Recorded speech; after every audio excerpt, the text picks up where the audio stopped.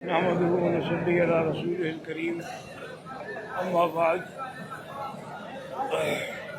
ولا تقولوا لمن يقتل في سبيل الله أموات بل أحياء ولكن لا تشعرون۔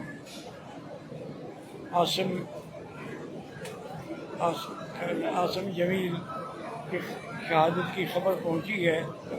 میں الحمدللہ اس وقت اللہ کے گھر کے سامنے بیٹھا ہوں اور مجھے اس کا دلی صدمہ ہوا ہے۔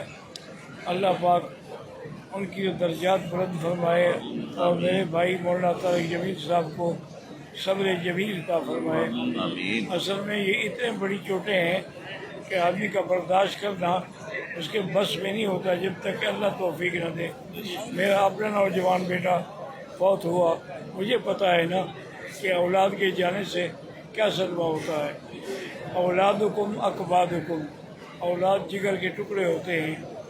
حضور صلی اللہ علیہ وسلم نے جب ان کی بیٹی کا بیٹا بی بی زینب کا بیٹا ابراہیم فوت ہوئے تو آپ نے اس کو گود میں لیا ہوا ہے اور ساتھ یہی کہہ رہے ہیں کہ یا ابراہیم انا بفراقک لمحزونون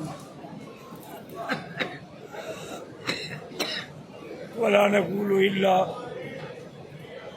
کما یحب ربنا ویرضی انا للہ وانا الیہ راجعون۔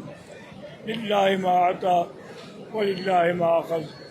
برادر مکرم مولانا طارق جمیل صاحب، میں آپ کا ایک ادنا خادم ہوں، میرے لائق کوئی بھی خدمت ہو آپ مجھے یاد فرمائیں گے، میں تو الحمدللہ ہمیشہ دعاؤں میں یاد کرتا ہوں۔ السلام علیکم۔